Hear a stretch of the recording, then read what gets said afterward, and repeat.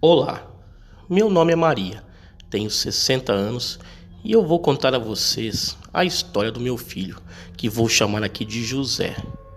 Tudo começou antes mesmo do seu nascimento. Moro em uma pequena cidade em Minas Gerais. Na época, eu ainda adolescente, com meus 16 anos, conheci um rapaz, filho de amigos dos meus pais, que vou chamá-lo aqui de Pedro. Na verdade, eles eram comadre e compadre de meus pais. Ele era o único filho homem da família e também o caçula de 6 irmãs. Sua mãe fez uma promessa, que se ela conseguisse ter um filho homem, ele seria padre. E assim que chegou em uma certa idade, ele foi encaminhado a um seminário de padres para estudar. Quando eu o conheci, ele estava de férias do seminário. Foi em um final de ano onde as duas famílias se reuniram para as festividades, após muito tempo sem se verem. Eu mesmo nem conhecia eles. Até então, só tinha ouvido falar deles em conversas dos meus pais. Quando vi aquele rapaz, foi paixão à primeira vista. E creio que para ele também, pois logo ficamos amigos e conversávamos como se nós nos conhecêssemos há muito tempo. Ele me contou sobre seus estudos e até confidenciou a mim que não queria ser padre e só estava estudando no seminário para não contrariar sua mãe. Nem preciso dizer que logo estávamos nos encontrando escondido. Pedro me disse que assim que voltasse para o seminário, ele pediria para sair. Estava decidido que não tinha vocação para ser padre e não seguiria com aquilo. Bom, foi o que ele realmente fez. Sua mãe ficou enfurecida com ele, pois se tratava de uma promessa que ela fez. Mas como Pedro mesmo dizia, promessa dela e não dele. Começamos a namorar escondido, pois sabia que se a mãe dele soubesse, ia colocar a culpa em mim por ele ter largado os estudos para padre. Mas mentira tem perna curta, e logo ela descobriu. Foi aquele alvoroço. As duas famílias brigaram, pois meus pais não viam problema algum em nosso relacionamento. Mas os pais do Pedro achavam que se nos separassem, ele voltaria ao seminário. Meu pai, um homem muito bondoso, mas firme em suas palavras, disse que não proibiria o rapaz de me ver, nem que isso custasse a amizade entre eles. E foi isso que aconteceu. Continuamos nosso namoro apesar das desavenças entre as famílias. E após um ano de namoro, eu engravidei. Seria o meu primogênito, o José. Sei que até agora a história mais parece um romance do que uma história de terror, mas eu precisava falar esta parte para que tudo fosse entendido melhor. Assim que a minha sogra ficou sabendo da minha gravidez, ela enlouqueceu, pois acha que ela tinha esperança do filho ser padre ainda, mas agora ele sendo pai, ficaria impossível. Ela me amaldiçoou e amaldiçoou meu filho de todas as formas. Falou tanta besteira que eu já nem me lembro de tudo. Só me lembro da parte que ela falou que meu filho seria um desalmado, que ele seria um animal, pois era filho do pecado, e que ele era o responsável por ela ter quebrado a promessa do seu filho ser padre. Meu pai, para evitar mais confusão, se mudou da cidade para um sítio de nossa família, que ficava um pouco longe lá da cidade. E assim, evitando que ela fosse todo dia na porta de casa fazer baixaria. Pedro foi morar conosco. Apesar de tudo que estava acontecendo, estávamos felizes. Nos primeiros meses de gravidez, percebi que havia algo errado. O bebê se mexia muito na minha barriga. Fui até um médico e ele realmente disse que não era normal ter movimentos nos primeiros meses. Fez alguns exames e não achou nada de anormal em mim ou no bebê. Minha gravidez foi muito difícil. Sentia muitas dores e movimentos anormais em minha barriga. Mas os médicos sempre diziam que estava tudo bem, que não sabia o motivo das dores, mas que a criança estava bem. As noites eram terríveis, eu não conseguia dormir. Mas finalmente chegou o dia e José nasceu. Era um bebê normal, saudável, um pouco agitado, principalmente à noite, mas a sua saúde era de ferro. Passaram-se 2 anos e tudo corria normalmente, e eu só estranhava que José era muito mais ativo à noite do que de dia. Por várias vezes acordei e ele estava sentado na sua cama no meio da noite, brincando com seus carrinhos. Até levei ele em um pediatra, que disse que o seu relógio biológico estava fora do normal. Mas conforme ele fosse crescendo, tudo se ajustaria. Mas isso nunca aconteceu. Ele sempre foi mais ativo à noite do que de dia. Apesar disso, minha vida ia bem. Estava feliz, ao lado do agora meu marido Pedro e meu filho José e os meus pais. Morávamos todos no sítio. Quando José estava com 4 anos, o meu marido ficou muito doente. Tinha uma febre muito alta e manchas pelo corpo. Passando por exames, foi diagnosticado que ele estava com leucemia. Apesar de todos os esforços e tratamentos disponíveis na época, ele veio a falecer. Minha sogra, que até então nem conhecia o neto, apareceu e fez o maior escândalo comigo, dizendo que eu era culpada pela morte de Pedro, que isso era castigo por ter impedido dele ser padre. Sou uma pessoa calma, mas diante daquelas circunstâncias perdi a razão e dei uma surra naquela velha fanática religiosa. Depois disso, nunca mais a vi. Só sei que ela mudou de cidade e não fiz questão de nem saber para onde. José cresceu. Era um menino quieto, não tinha muitos amigos e preferia ficar sozinho. Passava boa parte da noite jogando videogame. Dormia parte da manhã e ia à tarde para a escola. As coisas começaram a acontecer quando ele estava perto de fazer 15 anos. Acordamos uma noite com ele gritando, dizendo que estava se sentindo mal, que o seu corpo queimava. Meu pai e eu colocamos ele deitado na cama, mas ele se retorcia todo. Meu pai correu buscar o carro que ficava guardado em um galpão no sítio. Ele ia trazê-lo até a porta da casa para que não precisássemos carregar José até lá. Nisso que fiquei sozinha com ele, reparei que suas feições estavam diferentes. Seus músculos do rosto e do braço se moviam de uma forma estranha enquanto ele urrava de dor. Pensei que perderia meu filho aquela noite. Corremos com ele para o hospital. No trajeto, com ele deitado em meu colo no banco de trás do carro, percebi que havia algo de estranho. Parecia que seu corpo estava sofrendo uma metamorfose. Ele tinha vários espasmos musculares. Chegando no hospital, atenderam ele rapidamente e deram sedativos para acalmar aquelas dores insuportáveis que ele dizia sentir. Levaram ele para um quarto e logo o médico retornou e me perguntou qual era a doença que meu filho tinha. Estranhei a pergunta e disse que ele não tinha nada, que aquilo começara há apenas alguns minutos. E ele disse que não as dores, e sim qual a doença que ele tinha que causava a deformidade do seu corpo. Novamente disse que ele não tinha doença alguma, que tudo tinha começado há alguns minutos, que ele sempre teve uma saúde de ferro. O médico então me levou até o quarto para vê-lo e tentar entender o que estava acontecendo. E chegando lá, o meu filho repousava sobre os efeitos dos remédios. O médico, sem acreditar no que via, me disse: "Mas eu acabei de examiná-lo.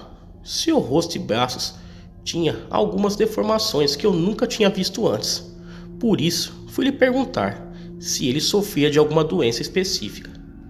E eu só respondi: "Eu lhe disse, doutor, isso começou há alguns minutos."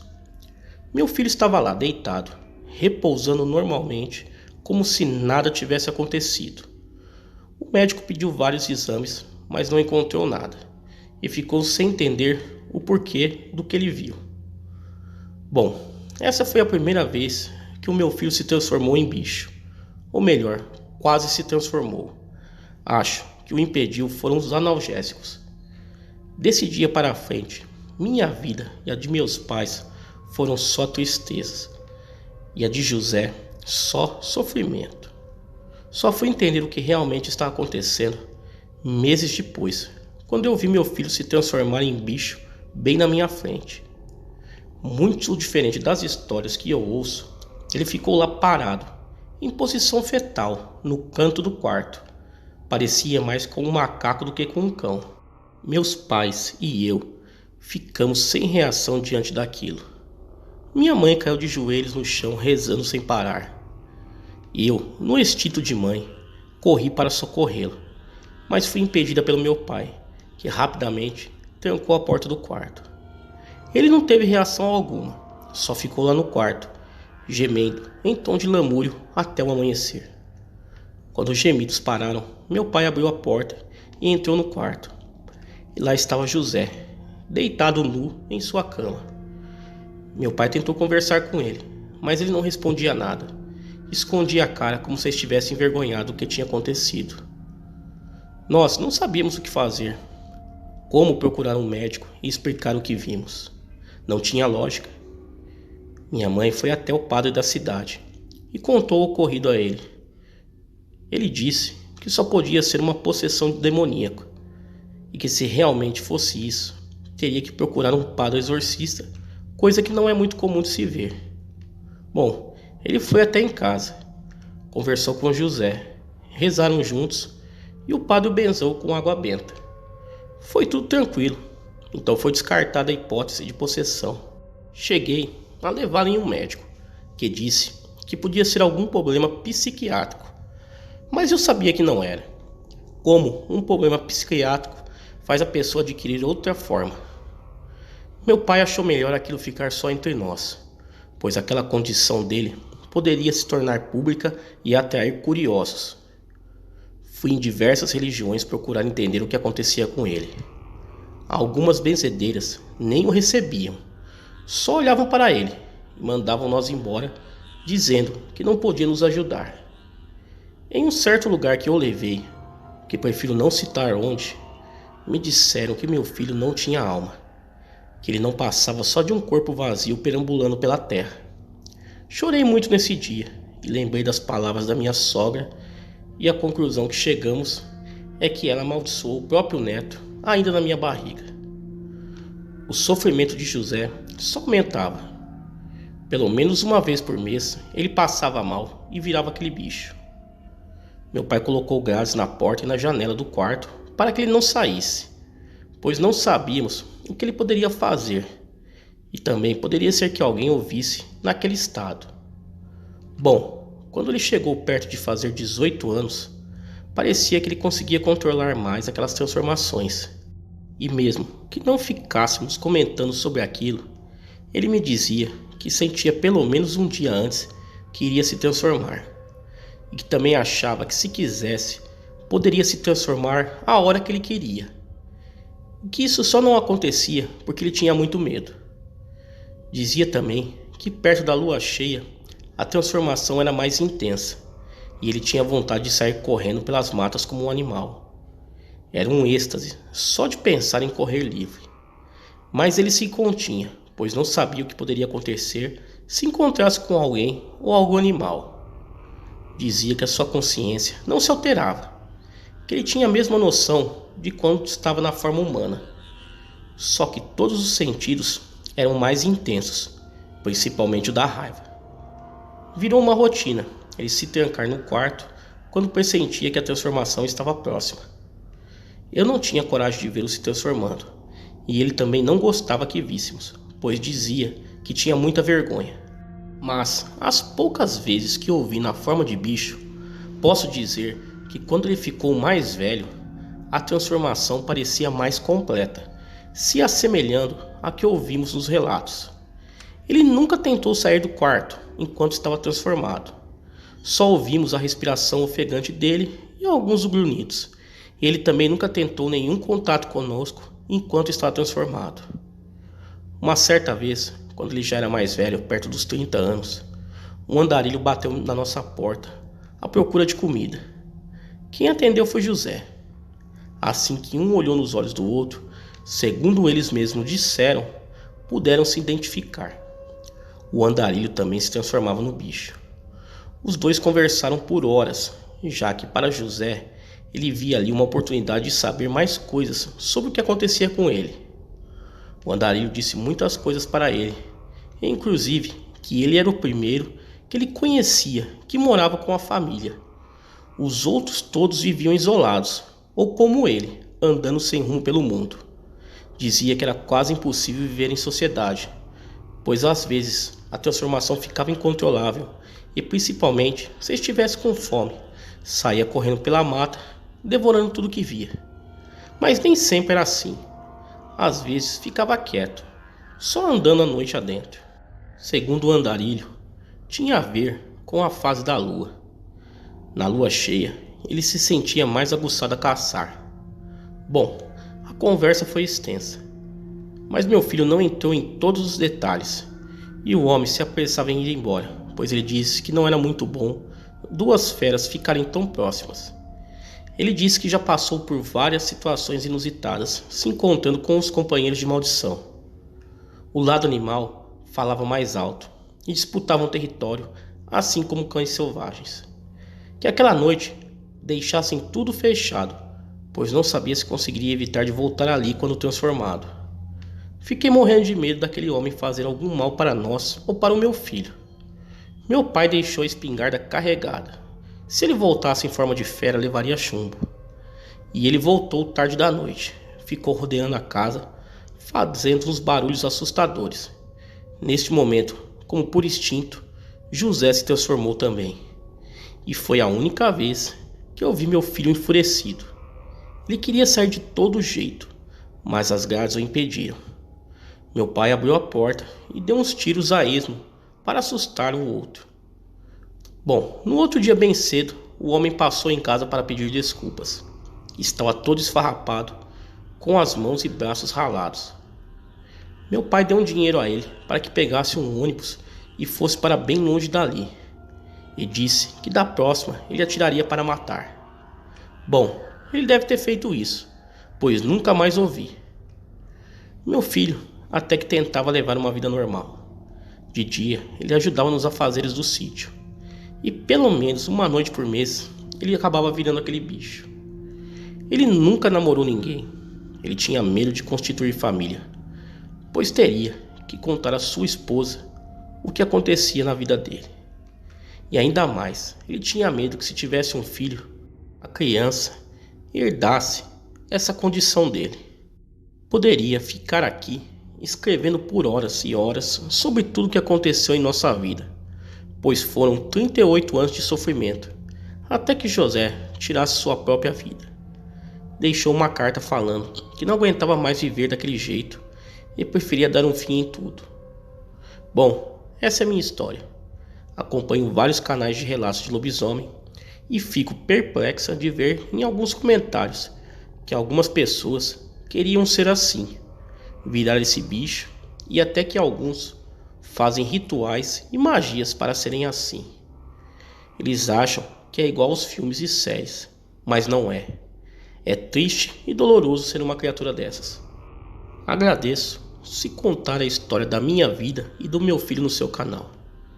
Não coloquei datas e nem cidade, pois, como ele tirou sua própria vida, ficaria fácil de identificar nossa família. Esses assuntos geralmente saem em jornais de pequenas cidades. Abraço a todos os inscritos.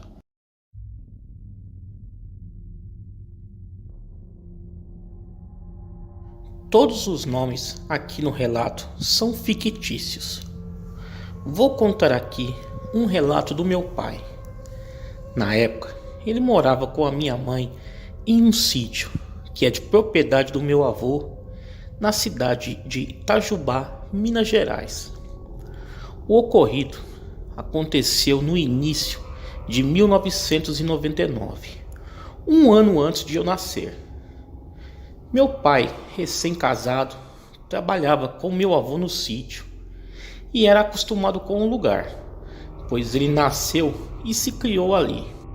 O sítio fica bem na saída de Itajubá, sentido a cidade de Piquete, bem ao pé da Serra da Mantiqueira, lugar tranquilo e muito bonito. Meu pai conta que sempre ouvia dos mais antigos história de assombrações, o que é muito comum entre moradores de cidades pequenas e ainda mais na zona rural, mas que nunca tinha presenciado nada por aquelas bandas. Os vizinhos do sítio sempre comentavam sobre luzes que viam vindo lá da Serra do Piquete, mas meu pai dizia nunca ter visto nada. Quem mora na região sabe que aquelas serras têm várias histórias de assombrar. Inclusive, ali faz ligação com o Pico dos Marins, lugar bem conhecido por diversas histórias de OVNIs e assombrações, e pela conhecida história do desaparecimento do menino Marco Aurélio, que era escoteiro. Bom, já apresentando o lugar para vocês, vamos à história do meu pai. Ele conta que do nada começaram a sumir pequenos animais do sítio. A princípio foi as galinhas. Ele diz que toda semana alguma coisa estourava a tela do galinheiro e levava algumas galinhas embora. Por mais que reforçavam o galinheiro, o bicho dava um jeito de entrar e pegar as galinhas. Meu pai diz que mesmo colocando uma tela das mais grossas, a qual nem um cachorro de porte grande arrombaria, o bicho dava um jeito e estourava a tela para entrar. Meu avô, cansado de perder criação, colocou uma luz bem forte em frente ao galinheiro para ver se o bicho se intimidava com a claridade e desistia de atacar o galinheiro. Nessas alturas, eles achavam se tratar de uma onça parda, pois seria o único bicho que conseguiria fazer aquele estrago na cerca do galinheiro. E até que funcionou. As galinhas pararam de serem atacadas, mas algumas semanas depois começaram os ataques aos leitões. Era só uma porca da cria e começava a sumir os leitões. Meu pai diz que chegaram a perder toda a ninhada de uma porca. O bicho pegou todos, não deixou um para contar a história. Meu avô, que já era mais desconfiado, começou a achar que aquilo não era obra de bicho nenhum, e sim de alguém roubando suas criações, pois aonde já se viu bichos sumirem assim sem deixar vestígios, e também não escutarem nenhum barulho. Perguntou a alguns vizinhos de sítio se aconteceu alguma coisa parecida com eles, e todos disseram que sim, mas pelo que foi dito ao meu avô, eram com menos frequência do que acontecia no sítio dele. Ao perguntar ao vizinho do sítio da frente, conhecido como Zé Dito, a mulher do homem se interviu no meio da conversa e disse: "Tenho certeza que tudo isso que está acontecendo é coisa do Chico, filho da dona Dita. Ele apareceu do nada, depois de 5 anos de sumiço, e é muito estranho. Uma noite dessas, vindo da igreja, eu vi ele deitado, rolando na beira da estrada. O marido interviu e disse: "Deixa de bobeira, mulher. Isso é coisa da sua cabeça." E ela completou: "Você sabe que é verdade. E outra, a casa da Dita é bem perto do sítio deles." Meu avô se despediu, agradeceu pela atenção e foi direto contar para o meu pai essa história, pois meu pai conhecia Chico. Eles estudaram juntos. E meu pai conta que do nada, quando ele fez 16 anos, colocou uma mochila nas costas e sumiu no mundo. Bom, meu pai conhecia ele, mas fazia muito tempo que não o via e nem sabia que ele tinha voltado para a casa da mãe. Diante de tudo isso, só restava ficar mais atento às criações e descobrir se era bicho ou gente que estava fazendo estrago. Meu pai foi até a cidade, comprou sensores de presença, aqueles sensores que quando você passa em frente, eles ativam as lâmpadas. Isso era novidade na época quanto meu pai. Diz ele que meu avô ficou bravo, pois custou muito caro. Bom, ele instalou os sensores em volta do chiqueiro, em um lugar estratégico para que não fosse acionado com a movimentação dos porcos, e sim só com a movimentação de quem viesse de fora do chiqueiro, pois segundo ele conta que sendo animal ou homem, qualquer coisa que visse a luz acendendo de repente ia se assustar e ir embora. Bom, isso era o que ele achava, e até que funcionou por 2 semanas. Mas os ataques voltaram a acontecer. Diante disso, não tinha outra alternativa a não ser fazer uma tocaia e esperar para ver o que diabos estava levando os animais. Só que havia um porém. Meu avô e meu pai não tinham armas na época.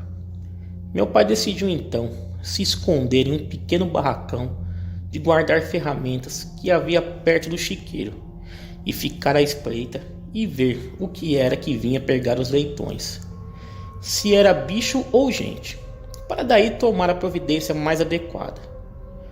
Todos devem estar pensando a essa altura do relato quanta paciência esse pessoal tem, ou burrice, mas não é isso.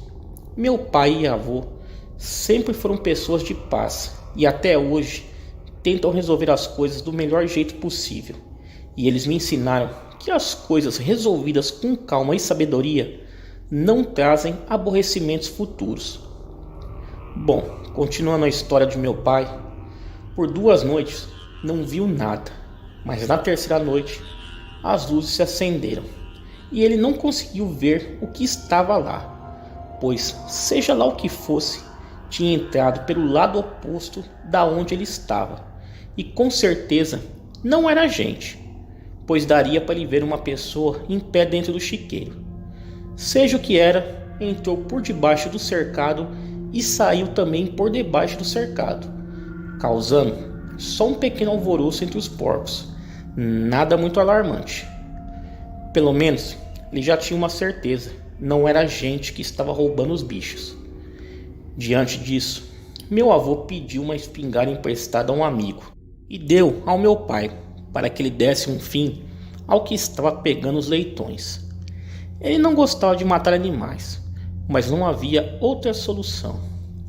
Meu pai, agora sabendo pelo qual lado o bicho vinha, ele pegou uma daquelas carretas de puxar no trator e posicionou perto do local.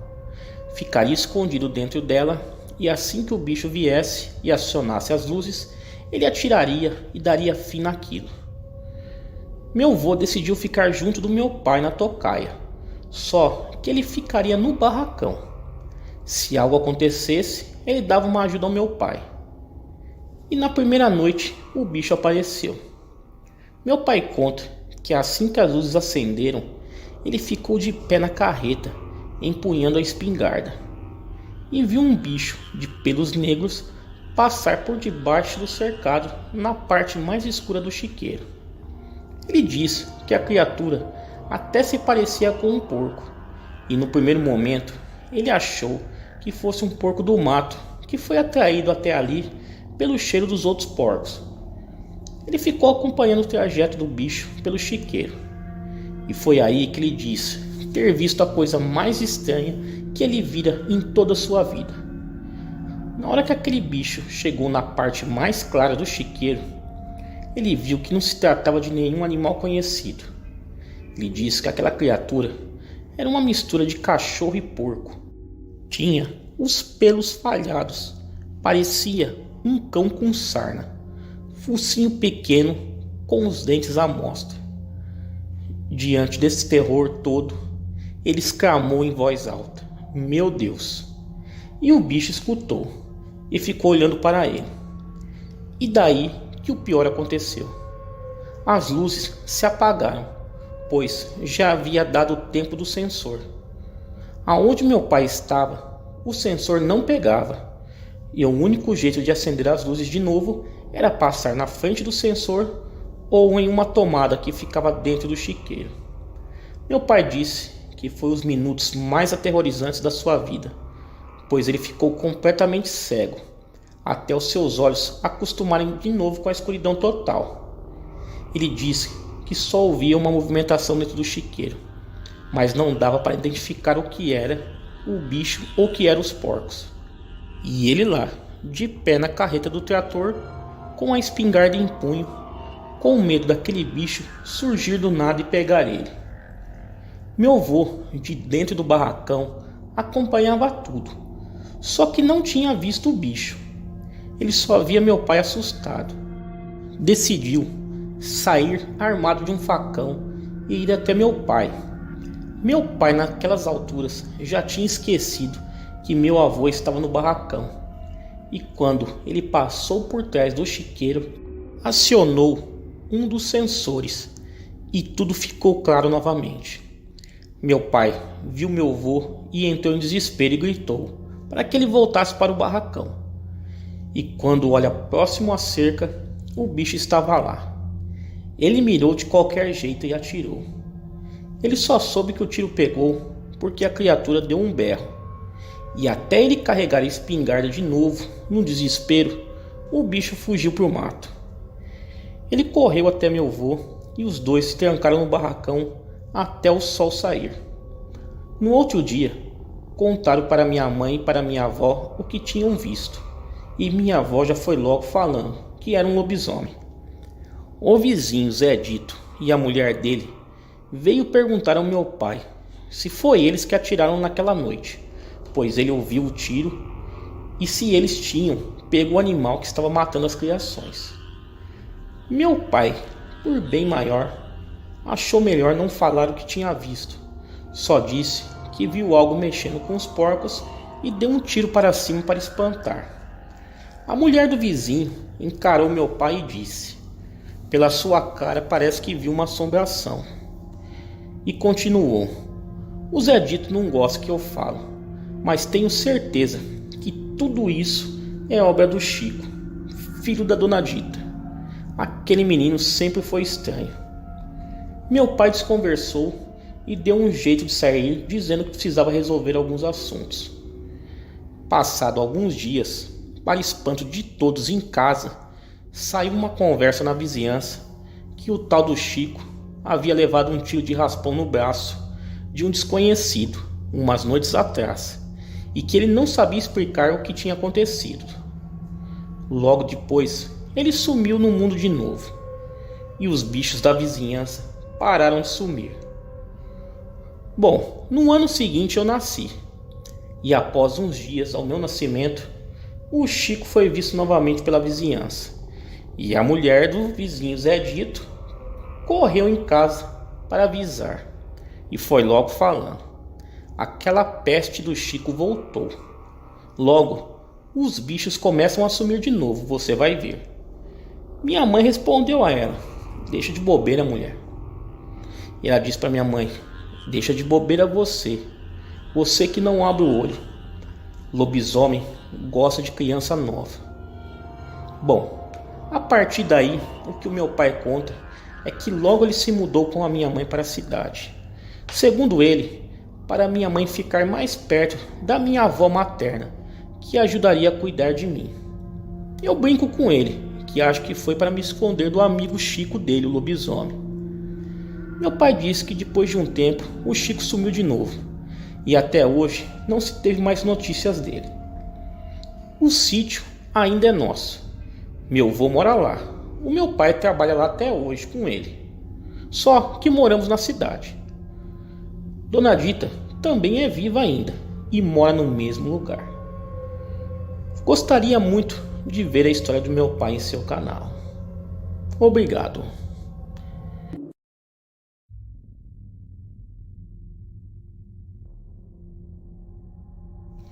Eu sou o único responsável pelos meus atos e não posso culpar nada nem ninguém por tudo de ruim que aconteceu na minha vida, pois desde jovem segui por caminhos que não se deve seguir, e como consequência de minhas escolhas, hoje vivo atormentado e foragido.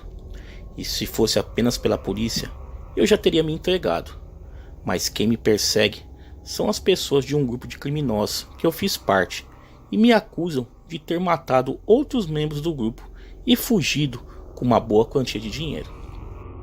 Por razões óbvias, não posso me identificar e nem tampouco falar qualquer coisa que possa ser usada para que me encontrem. Por isso, não falarei a cidade que eu moro atualmente e nem o meu nome verdadeiro, pois eu acredito que entre os inscritos possam existir homens de lei e, quem sabe, até membros do antigo grupo meu. Vamos ao que interessa. E mesmo que ninguém acredite, eu vou repetir: não fui eu quem matou meus amigos. Por milagre, eu apenas consegui escapar com vida daquele monstro que alguns chamam de cão do inferno, outras de besta fera, enquanto eu prefiro chamar de monstro negro do inferno. Eu me formei em Química na Universidade Federal de Minas Gerais, alguns anos atrás, e como aqui vou jogar limpo, meus estudos foram bancados por um pessoal que mais tarde precisaria dos meus conhecimentos para serviços com manipulação de explosivos. Acho que vocês já entenderam, ou pelo menos desconfio que eu fiz parte de um grupo de assalto a bancos, que agia em vários estados do país. No ano de 2012, planejamos um assalto a uma agência bancária de uma pequena cidade no interior da Bahia, quase na divisa com o estado de Minas Gerais. Mas infelizmente para nós, a inteligência da polícia da Bahia ou Minas, não sei precisar exatamente, descobriram o nosso plano e começaram a nos caçar. Diante disso, a nossa única opção foi fugir e passar algum tempo escondido em uma chácara que pertencia a um primo de um dos membros do nosso grupo. Estávamos em um grupo de 10 pessoas e pagamos muito bem a uma pessoa que morava em um povoado que ficava a cerca de 5 km do sítio para que ele ligasse para nos avisar se porventura a polícia aparecesse por lá. E quero ressaltar que existia somente uma única estrada que dava acesso à chácara, e por isso era impossível alguém se aproximar sem passar em frente à casa dessa pessoa. Até aquele momento, tínhamos tudo o que precisávamos, e nosso plano era esperar a poeira baixar, depois fugir para o Mato Grosso, e quando chegássemos lá, iríamos nos esconder numa fazenda que pertencia a alguém ligado ao chefe do grupo. Essa fazenda ficava distante das cidades e seria esconderijo perfeito. Passado por 2 dias e estávamos no sítio, Rivotril, um dos membros do grupo, resolveu ir até a cidade logo pela manhã, alegando que precisava comprar uns medicamentos e que, segundo ele, sua vida dependia desses remédios.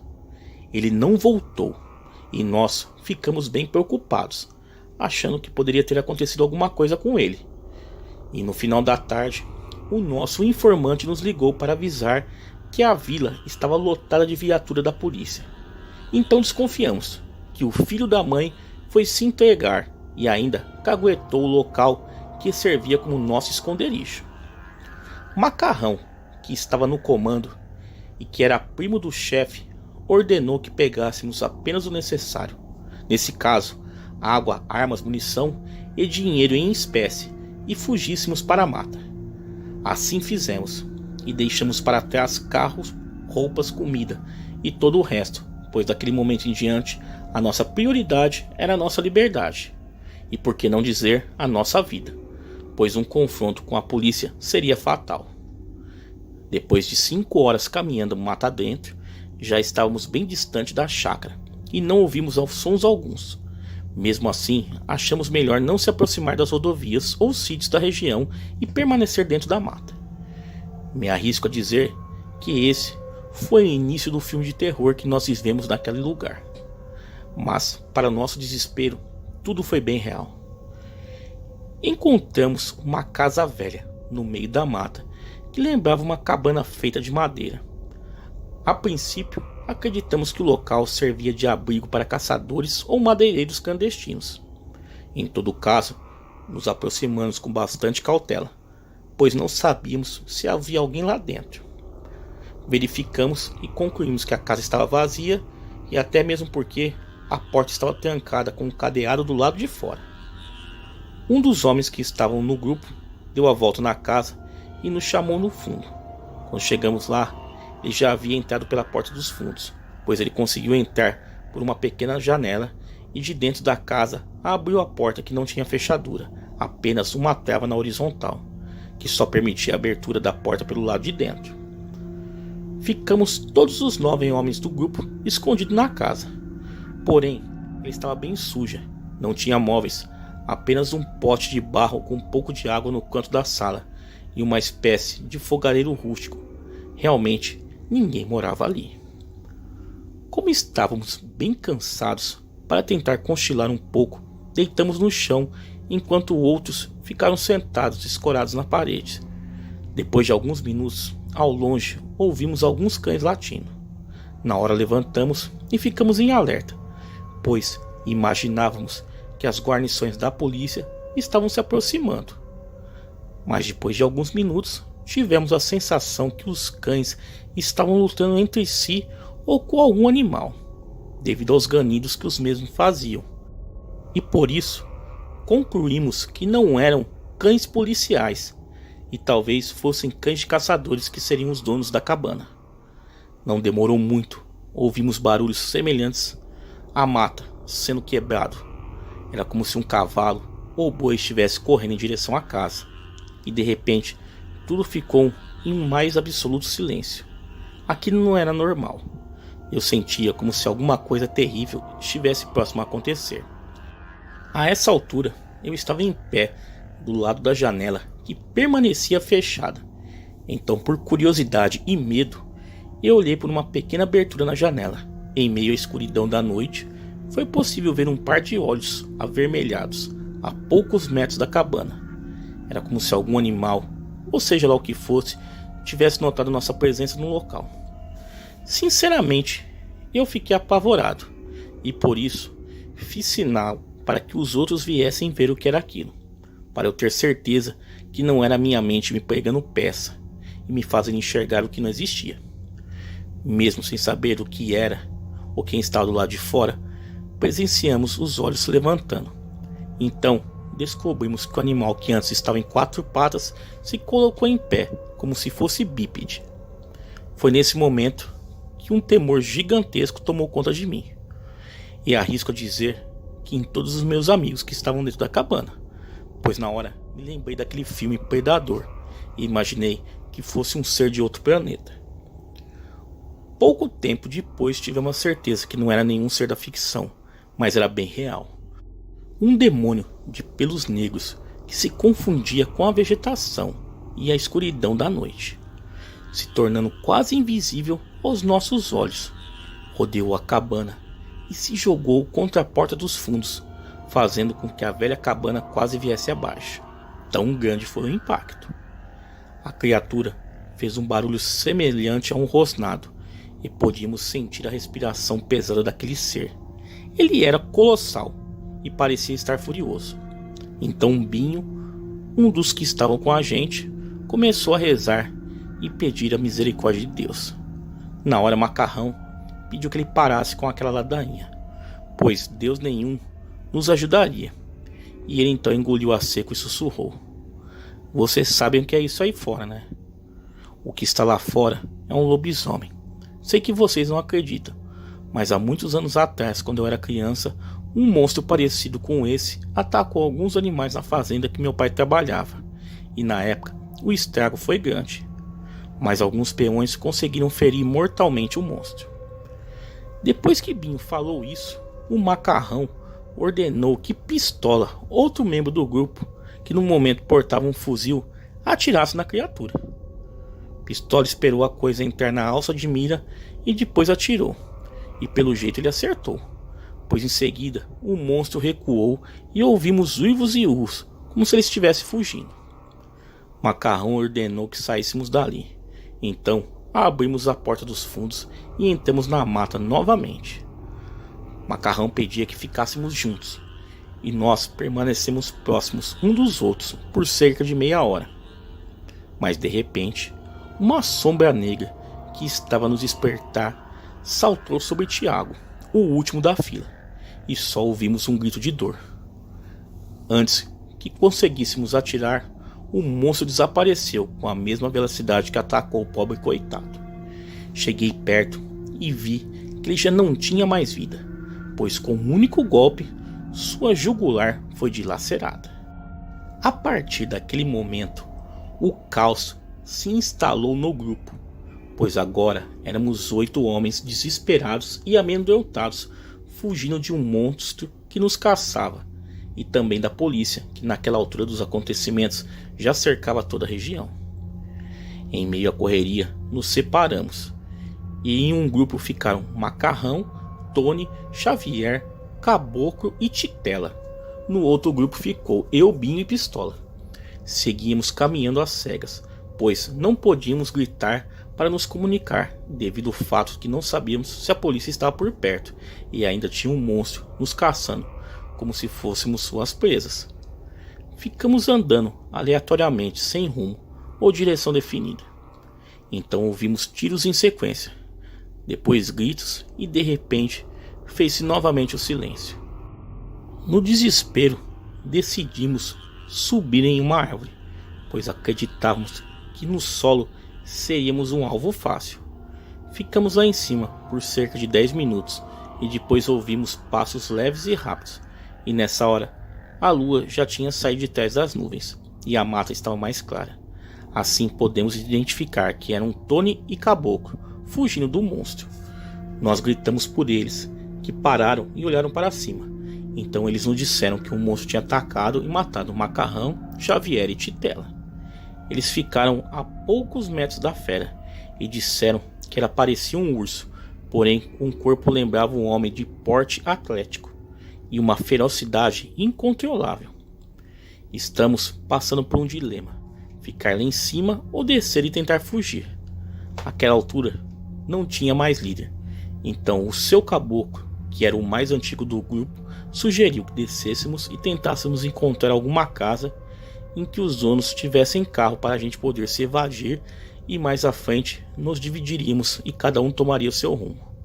Descemos da árvore e fomos os 5 sobreviventes andando, porém tivemos a sensação que um monstro nos seguia. Porém, ele era como se fosse invisível. Sentimos o cheiro forte e às vezes tinha a impressão de ouvir passos, mas quando olhávamos não víamos nada. Chegamos a uma estrada e ao longe avistamos luzes, e quando nos aproximamos, finalmente conseguimos nos orientar e descobrimos que estávamos próximos de uma fazenda. Na hora, sentimos um alívio e começamos a andar na direção da fazenda, que deveria ficar a cerca de 2 km de onde a gente se encontrava. Mas ouvimos latidos de cães e um uivo tenebroso que gelava a alma. Nessa hora, disparamos pela estrada e bem antes da fazenda avistamos uma pequena casa na beira da estrada. Passamos pela cerca e corremos em direção à casa, e para nossa sorte momentânea ela estava vazia, porém conseguimos arrebentar a porta e ficamos lá dentro. Não demorou muito e o ser apareceu, e ele tinha uma inteligência humana, pois se escondia e víamos apenas os olhos vermelhos. Porém o instinto assassino da fera falou mais alto e ouvimos um estrondo vindo da parte do fundo da casa. Quando olhamos, a fera já tinha entrado. Ela partiu para cima de nós com uma velocidade fora do normal, e mesmo armados não conseguimos acertar tiros nele, e se acertamos não fez nenhum estrago. As mortes foram rápidas. Tive a impressão que cada golpe era fatal.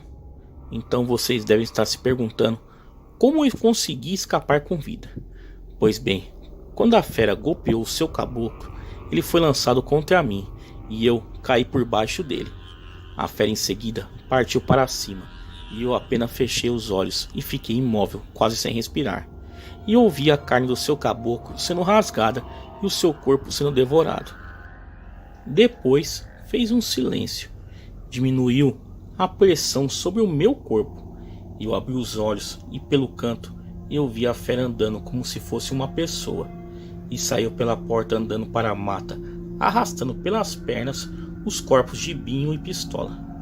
Naquele momento apenas eu e o Tony estávamos vivos, mas Tony estava ferido demais e provavelmente morreria, pois suas vísceras estavam do lado de fora de seu corpo. Ele apenas pediu que eu fugisse dali, e se eu pudesse, ajudasse financeiramente sua esposa. E logo depois ele parou de respirar. Eu me levantei e saí andando pela estrada, e quando me afastei uns 100 metros da casa, eu olhei para trás e vi novamente aquele monstro entrando na casa. Depois ele saiu levando os corpos de Tony e o que sobrou do corpo do seu caboclo. Consegui chegar até a fazenda e pedi ajuda. O proprietário ficou receoso, mas como eu estava armado e ameacei a sua família, ele foi obrigado a me abrigar na sua casa o resto da noite. E pela manhã me levou até uma cidade a cerca de 200 quilômetros de lá e eu tomei meu rumo. Hoje eu mudei de vida, tenho outros documentos, saí do crime e, por incrível que pareça, nunca exerci a minha profissão. Quanto à grana que nós levamos e ficou comigo, eu dividi com a esposa do Tony, assim como ele me pediu. Consegui entrar em contato com o chefe, porém ele não acreditou na minha versão e falou que quando me encontrasse eu teria que explicar pessoalmente. Hoje em dia ele se encontra detido em um presídio no estado de São Paulo, mas pelo que eu conheço, o seu pessoal ainda estão me procurando para se vingar. Quanto aos corpos dos meus amigos, eles não foram encontrados, e quanto à fera, não faço a mínima ideia quem ou o que era. Só sei que um monstro nos atacou, e como eu disse no início do relato, foi um ser do inferno, que para alguns apenas fez justiça, e sinceramente não condeno quem pensa assim, mas espero que nunca encontre essa criatura pela frente. Uma boa noite. Tá aí, galera, mais um relato aí sensacional enviado ao canal. Quem tiver relatos iguais a esse e quiser enviar ao canal, o e-mail está aparecendo na tela e também está na descrição do vídeo. Galera, me sigam lá nas redes sociais, Facebook, Instagram, Twitter, todos os links aí embaixo na descrição desse vídeo. Galera, muito obrigado e até a próxima.